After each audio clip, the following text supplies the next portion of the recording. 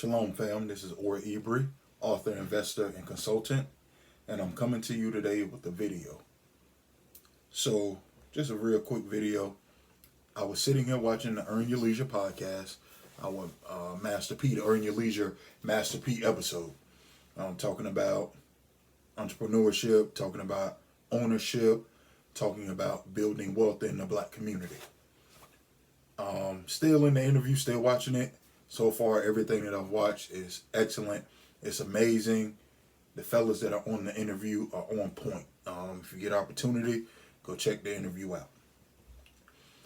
But I'm sitting here and I'm listening to Master P, and it was one thing that he said in particular that kind of caught my attention. And he was saying how when it comes to building wealth, other nations, especially here in America, other nations here in America, they teach their children, they're teaching their children about wealth and money in middle school. Meanwhile, we're focused on getting his specific words, jewelry, cars, not even trying to live in our own house, living in somebody else's house. We're not even thinking about owning. And when he said that, it hit me. I was like, man, where do we get that imaging from? Where do we get that imagery from? Where's that given to us at? And I started thinking, I was like, this music that we listen to, this is the image that is consistently bombarding our communities. Now, here's the ironic thing about life and about karma. When you talk to different rappers, I've heard various rappers talk about the rap industry and the music industry. And a lot of people have complained about what it is that rappers are talking about and the image that they're portraying to the youth. And a lot of rappers' defense on the music that they are rapping or that they're giving out or producing is all we're doing is talking about what it is that we see, what it is that we're exposed to, our environment. Very well true.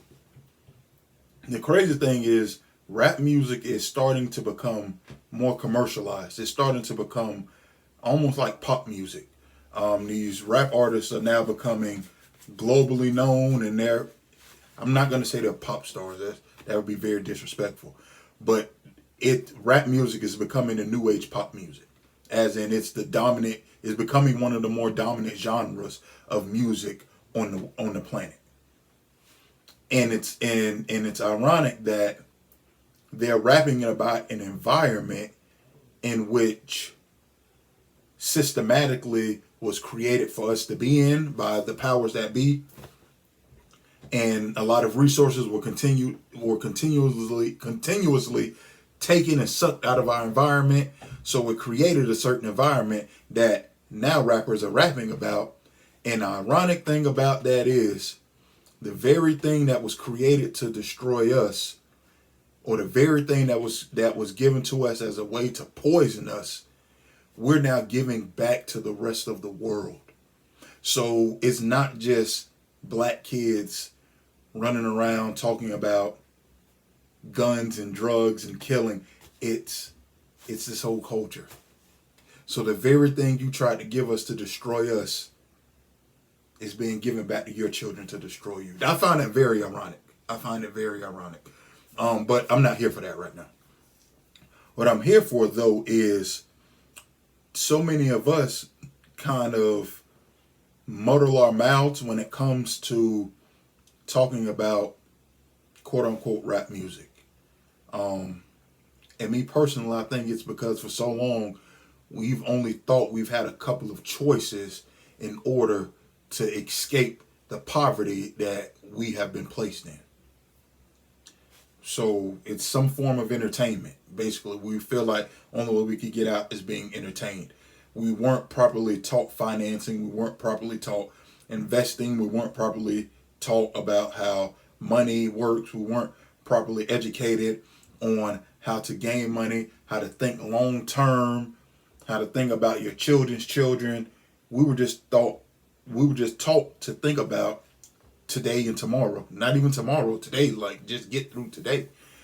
And so we we felt like we found basically a hook to get us out, which is a form of entertainment. Whether it is creating a certain genre of music or playing a sport or whatever. So a lot of times people aren't going to, basically they're not going to bite the hand that feeds them. But one thing I really want us to focus on is, as we continue to educate ourselves in financial literacy, as we continue to educate ourselves in alternate living and thinking, like, it's cool.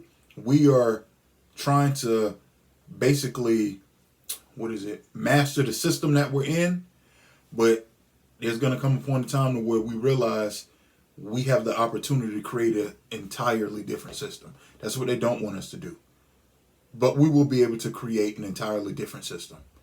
A system where we will truly thrive in. A system that is built for us. Not a system that we overtake, not a system that we master because we're just great at mastering whatever we put ourselves in, but a system that is for us.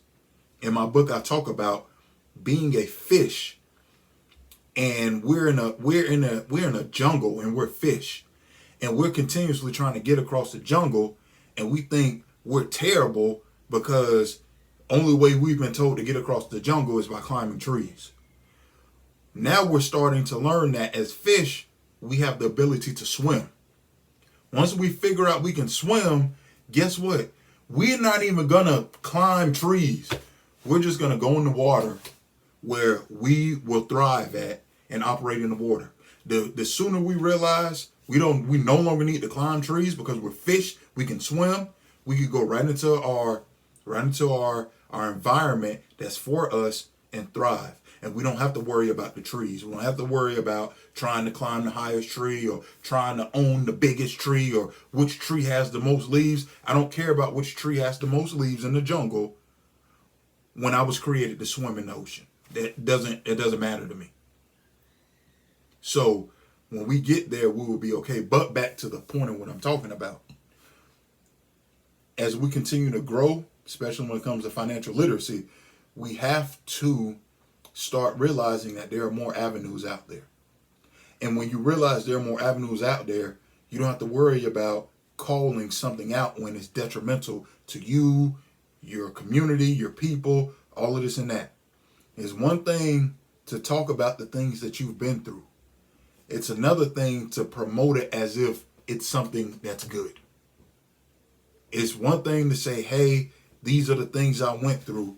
It's another thing to say, if you ain't go through this, you ain't this, and that. You're less than this, and that. Those are two totally different things, and we need to understand that. Talk about what you've been through, and then move forward and talk about how you got out of it. A lot more artists are doing that now, and I commend them for that. But for some reason, we still have this innate